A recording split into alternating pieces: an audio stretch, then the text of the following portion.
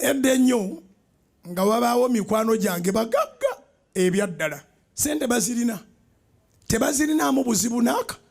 nze nyina erinnya lyange erinnya lyennyina lye lino ne bw'oba olina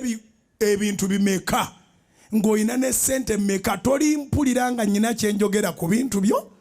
oba nga nyina kyenjogera ku sente zo never. Ate nga bakanyama ne bakanteekamu nga ndi muto mujjukira bwe nalya emmere mu kyalo gye twali tuva okusaka.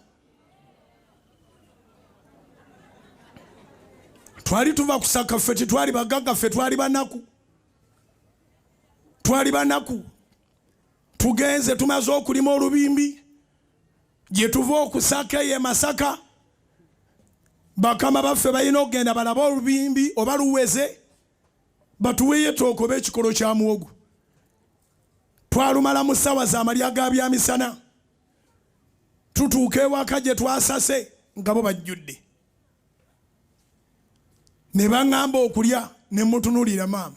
namuyitanga maama naye nga jjajja ye yaddamu na bigambo saasobola kusoma lulimi lwekyerwaliro saasobola kusoma amaaso ge kye gaali gagamba n'agamba lya ye bannange mwebale munnange akuweera omwana eka tetwali Baganda naye nga tumanyi Oluganda boosi era nga bwompulira akuweera omwana munnange Bujjingo lya nga ndya bulungi nnyo nga nsolobeza bulungi nnyo nga tuvaawo nga tugenda mu lusuku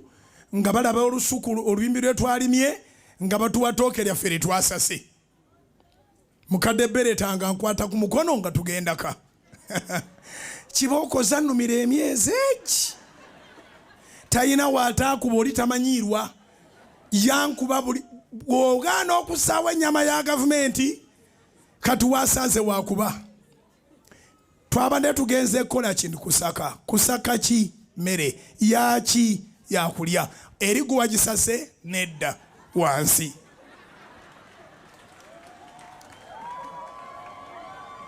Yankuba mukadde Bereta yankuba oli omusisita yali agunjula gwe gwasooka ate gwe gwasemba. Naye bwe twatuukanga ewalala wali emmere oli omukazi ng'akulukusa n'ezziga Bujjingo nswaziza abantu bayinza n'okugamba nekugaana okulya nanneegere nangamba kale bakuwa waakiri tebagaana mmere kyokka yayogera bwatyo ye tagirya batuwadde babiri yayagala nze mbandya ng'akulukusa n'ezziga abakulu ne bamatira ate amaziga agamuli kumpi omukazi oli naga nionswaziza bayinza n'okugaana okutukkiriza okusaka wano omuwundi omulala olina empisa embi kale bakuweeko bwekati kale katono naye nga ekyo kyo yakinzijanjaba kyakola ki kyaggwa kumba nteekateeka nze mu kibuga muno abagagga batono abatali mikwano gyange era kuba bali ku TV balaba kizibu nnyo omuntu okugamba namukabira ennaku bwe mba n'ebizibu nyina engeri Mukama gye yaŋŋumya mbiyitamu olw'ekisa kya Katonda. Naye nkugambye ebyo nga mane nyala kugamba nga maze okulemwa byonna enkwana Susan oyo ate saakwana nnyo nze simanyi kwana kumaka sina experience.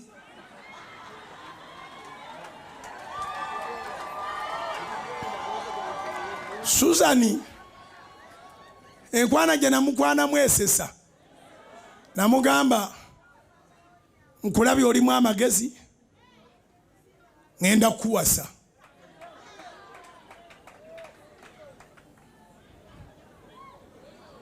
Naye ngenda kuwasa naye ekigambo kyeggambye tekiri kumpi applicable naye okumanya nga kyeggamba kirimu omulamwa ojja kulaba Musumba Edward Kayizi nja mukusindikira gwoba oyogera naye akubuuze nyina omukazi sirina.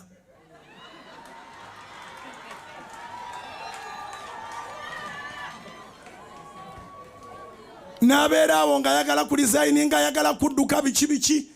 buli kirowoozo kyonna ekiyinza okumugjawo yakifuna naye Mukama n'amunywereza.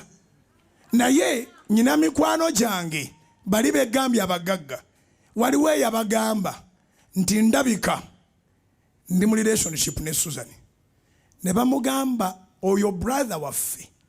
tumaze naye emyaka egiwera ate nga kituufu abamu nabalaba 2-3 abalala nabalaba 2 myerere ne maaso awo ne bagamba oyo tubadde naye buli wantu oyo Susan yaani yekuba perfume ya sente meka ayambala ngoye ki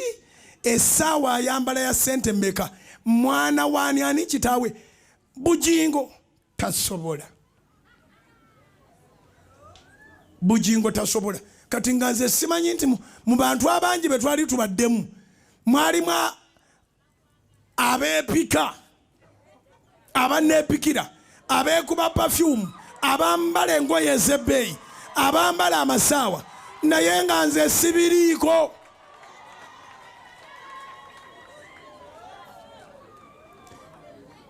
baali bateekawo n'omukono ne gutemebwako okutuuka nze lwe nabatuukirira ne mbaga nti mumanyi nadduka ndi mukazigo naye njagala kuyiiya ndabike nti nziramu mbeerewo nga nnyina omuntu gwe ndowooza nti ategeera bonna ne balinda ekintu eki ani oyo ne mubabuulira bo bennyini be baneegambira nti baabitugamba dda ne tugamba nti oyo yeekuba perfume ki ate weewuunye saamulinaamu interest in the beginning all over nga nze musabira ku bizibu bye ng'alina ebizibu Susan oyo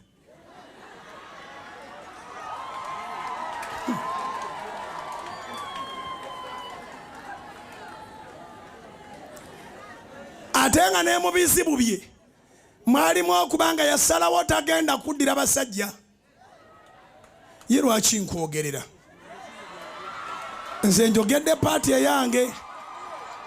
Susan jangu bambi nkwegayiridde jangu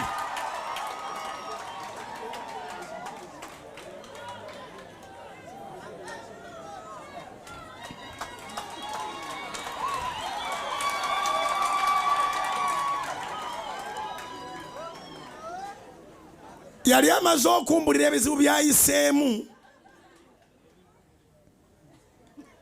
naye nga waliwo ate bye yali yakayitamu awo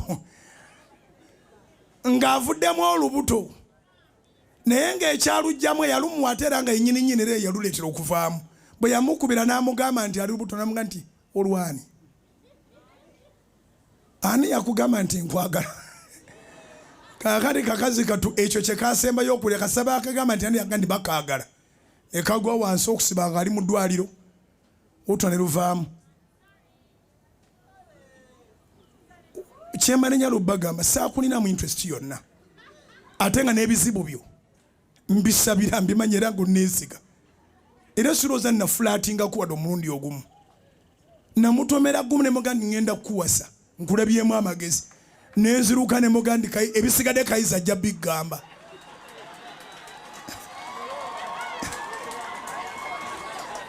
tuweyo kasitole katono ne kyenjala bagamba sibagamba nnyo kya relationship yange noono naye mbaga nti olw'erinnya lye nnina nze kyendi waliyo abaali bakisibirako nti waliyo abagagga obanga sibalaba n'amaaso gange gwe bayita Susan yaani huishi babuulireko katono ku bujulizi bwo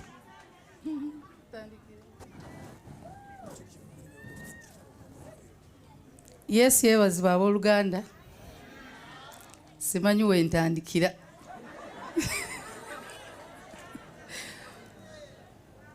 nze Independence Night eya 2015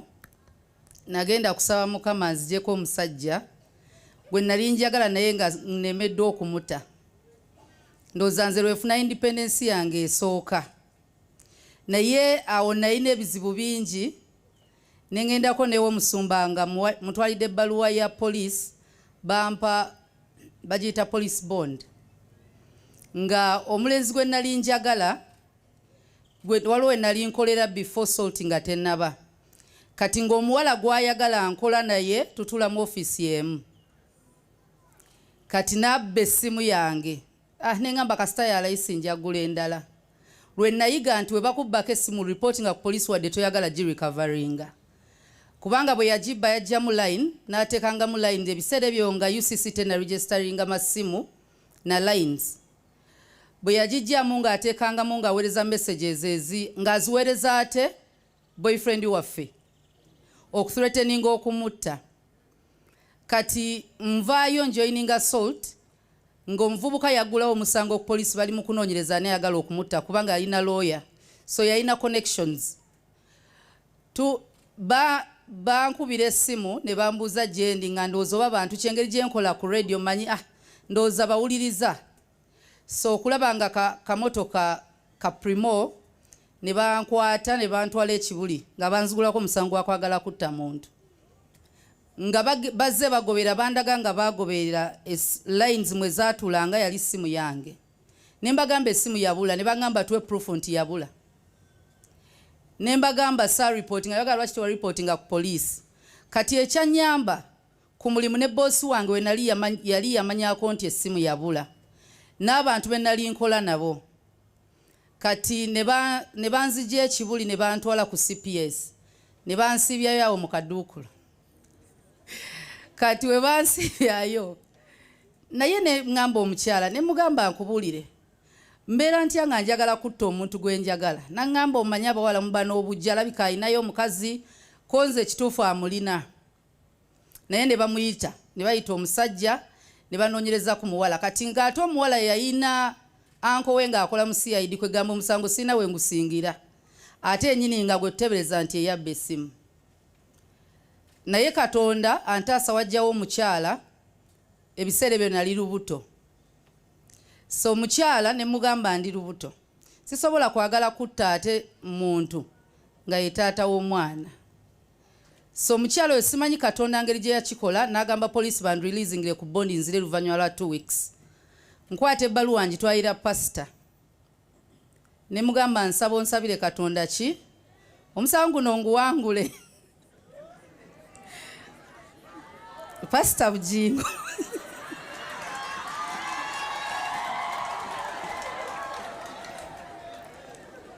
ne mugamba ate ndi lubuto suppressions tebiseera byonna kasita nafuna ebbaluwa eyo ne ntandika okuba nga bleeding abasawo ne baŋŋamba ojjavaamu olubuto stress mungi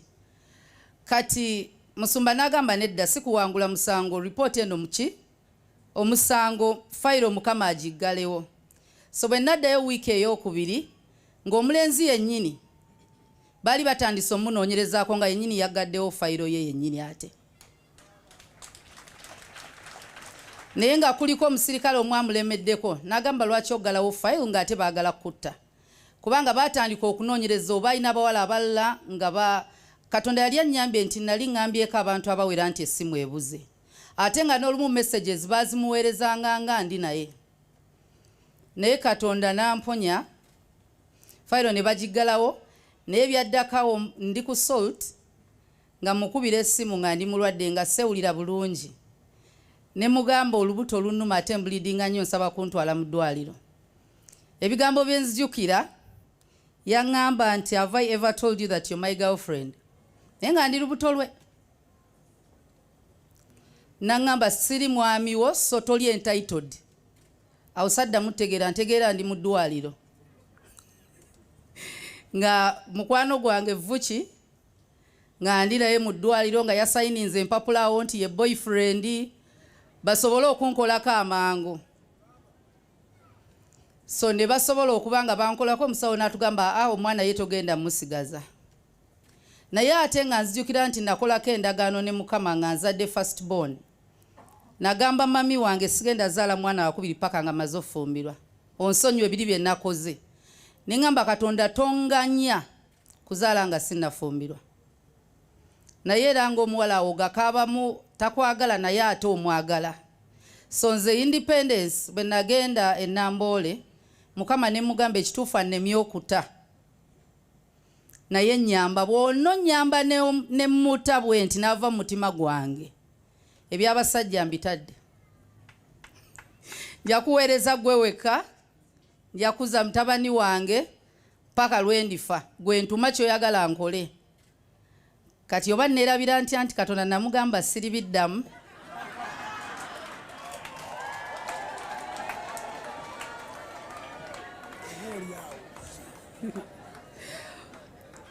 kabizibu nsaba munsasire si byangu ebiddako awo naye mba ndi awo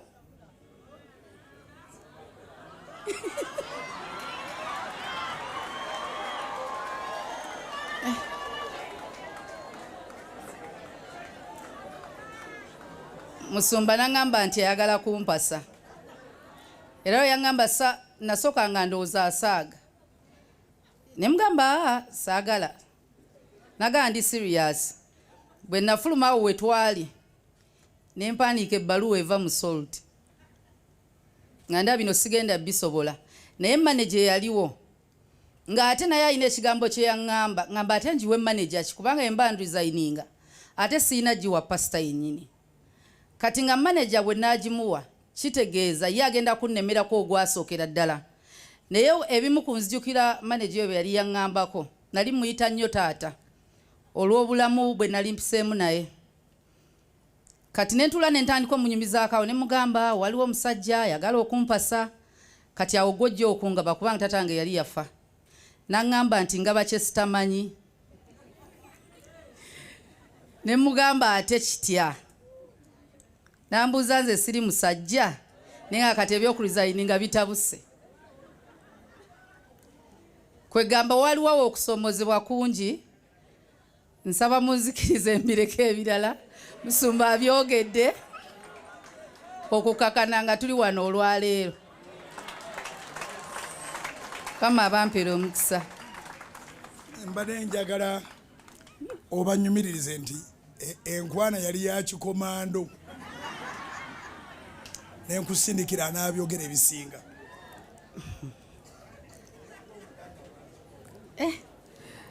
kyemmanyi ku pasita nti nali nsinga mutyako nti musajja wa kigambo kye ate alina ebintu byatazanyiramu tafulatinga na muntu so bwe yakyogera namanya kiri serious nga nze nina kudduka nkimanyi ye ajja kulemerako kati kye yantega omuntu gwe nali nsinga okuwa ekitiibwa yali pasita Kayizi. Pasita Kayizi ampita nti ayagala kwogerako nange ne tugenda mu kifo ekimu ne tutuula naŋŋamba omwami oyo si mufumbo okusinziira ku bwemmanyi mukyalina kye mwagala awo ate era webale kundabirira kama akuwa omukisa aleesemu ekigambo ekirala enjiri ya leero yakunyumya twavudde ekololo obeeko byoyiga be a person known to be a person of your word